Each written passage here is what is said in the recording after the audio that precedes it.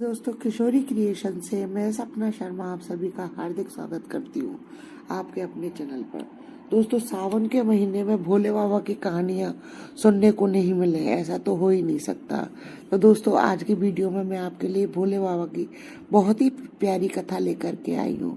आइए सुनते हैं भोले बाबा की कथा। एक बार भोले बाबा जो है पार्वती जी से बोले कि मैं दुनिया के भ्रमण के लिए जा रहा हूँ। पार्वती जी ने सुना कि भोले बाबा जो है पृथ्वी का खेल देखने के लिए जा रहे हैं। तो पार्वती जी बोली मैं भी आपके साथ चलूंगी। तब भोले बाबा बोले कि गौरा, तुम भूख प्यास से व्याकुल हो जाओगी, तुम मेरे साथ मत चलो। पर पार्वती जी ने जो है जिद पकड़ ली। अब दोनों जने जो है नंदी पर बैठ करके पृथ्वी पर चले और एक बाजार की तरफ निकले दोनों जने। भोले बाबा और पार्वती जी बाजार में से निकले तो लोगों उनको देख करके हंसे और बोले जोगी बन करके बैठा है, बैल को तो बोझे से मार दिया और साथ में अपनी पत्नी को भी बैठा लिया है। लोगों की इस प्रकार की बातें सुनी तो भोले बाबा जो है स्वयं तो उतर गए और उन्होंने पार्वती जी को जो है नंदी पर बैठा दिया। पर लोग कहाँ चुप रहने वाले थे। थोड़ी दूर आगे चले भोले बाबा तो फिर लोग बोले कि देखो देखो, नंदी पर जो है अपनी पत्नी को बैठा रखा है और खुद जो है जोगी पैदल चल रहा है। अब भोले बाबा और पार्वती जी थोड़ा आगे चले तो उन्होंने जो है स्वयं नंदी बाबा पर बैठ गए और पार्वती जी को पैदल चलने के लिए कहा। अब लोग फिर हंसने लगे कि देखो, जोगी खुद तो जो है नंदी पर बैठा रहा, पत्नी को पैदल भगा रहा है। अभी आगे बढ़ने के बाद एक घने पेड़ के नीचे भोले बाबा पार्वती जी जो है बैठ गए। भोले बाबा जो है एक तकिया लगा करके लेट गए। वहां से कुछ औरतें निकली, देख करके भोले बाबा को हंसने लगे और कहने लगी देखो तो सही, जोगी जो है तकिया लगा करके लेटा हुआ है। औरतें इतना कह करके आगे चली गई।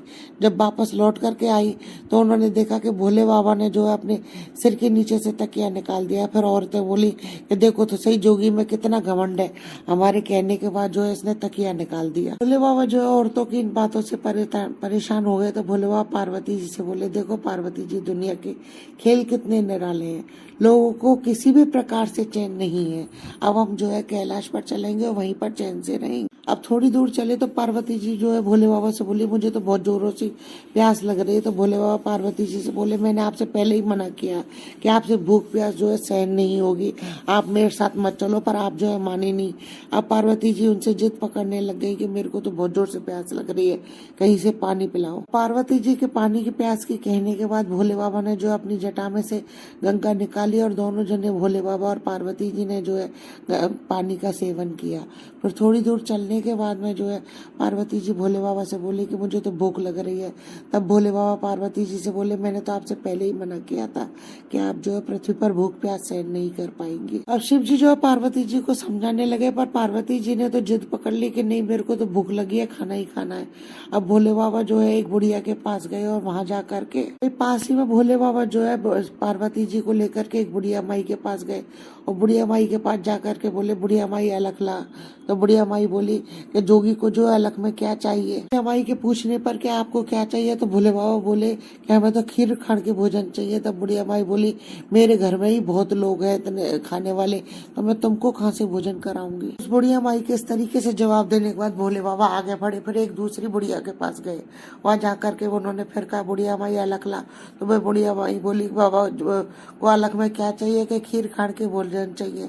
तो वह बुढ़िया माई ने बड़े आदर सत्कार के साथ भोले बाबा को अपने घर के अंदर बुलाया, उनको आसन दे करके बैठाया। बड़े प्यार से बुढ़िया माई ने जो है उन दोनों को अंदर बैठाया और वह सामान लाने के लिए बाहर जाने लगी। तब भोले बाबा बोले कि बुढ़िया माई कहाँ जा रही हो, क्या सामान लेने के लिए बाहर जा रही हो। तब भोले बाबा बोले पहले अपने घर के रसोई घर में देख तो लो कि सामान है भी है या नहीं है। जोगी के ऐसा कहते ही बुढ़िया माई ने जो है अंदर जा करके देखा तो उसके तो घर में जो है रसोई में घर अन्न धन के भंडार भरे पड़े। बुढ़िया माई ने बहुत सारी रसोई बनाई, 2 थाली लगा करके भोले बाबा और पार्वती जी को बड़े प्रेम पूर्वक खाना खिलाया। एक थाली नंदी के लिए परोसी। तब भोले बाबा बोले कि बुढ़िया माई 3 थालियां और परोसो। तब बुढ़िया माई बोली कि 3 थालियों में और कौन जीवेगा। तो भोले बाबा बोले कि ऐसा करे 3 थाली परोस के, एक तेरी, एक तेरे बेटे की और एक तेरी बहू की।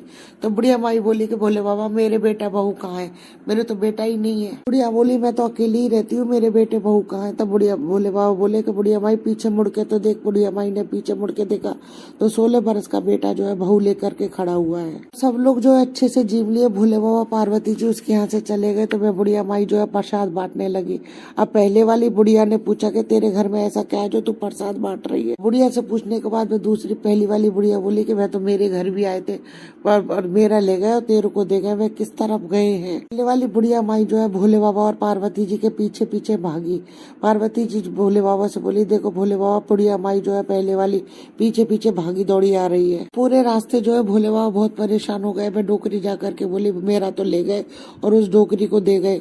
तब भोले बाबा बोले मैंने तो तुम्हारे से कुछ लिया नहीं और ना ही कुछ दिया है किसी को। तूने ना करी तो तेरे सब कुछ समाप्त हो गया और उसने हाँ करी तो उसके घर में धन के भंडार भर गए। बुढ़िया माई बोली मेरे घर में तो कुछ भी नहीं बचा है, मैं क्या करूँ। तो भोले बाबा बोले कि तेरे धन में से जो आधा धन जो उस बुढ़िया माई को दे तो तेरे सब कुछ हो जाएगा। बाबा बोले तेरे घर में से आधा धन जो है उसको दे, तेरे घर में सब कुछ हो जाएगा। वह बुढ़िया माई बोली मैं दे दूंगी। उसके घर में धन दान हो गया। बुढ़िया माई ने जो है आधा धन उस बुढ़िया माई को दिया। हे भोले बाबा, जिस प्रकार आपने रात जैसे बुढ़िया माई ने आपको रसोई जमाई और आपने बुढ़िया माई को दिया, ऐसा सबको देना। कहने वाले, सुनने वाले, हुंकारा भरने वाले सभी के परिवार की रक्षा करना, सभी के मनोरथों को पूर्ण करना, कथा अधूरी हो तो पूरी करना, पूरी हो तो मान करना। जय श्री राधे। दोस्तों यदि आपको मेरे वीडियो पसंद आए तो प्लीज मेरे वीडियो को ज्यादा से ज्यादा लाइक और शेयर कीजिए। यदि आपने अभी तक मेरे चैनल को सब्सक्राइब नहीं किया है तो उसे सब्सक्राइब करना ना भूलें। पास ही बेल आइकन को दबाएं जिससे मेरे आने वाले हर नई वीडियो का नोटिफिकेशन आपको मिल जाए। जय श्री कृष्ण। राधे राधे।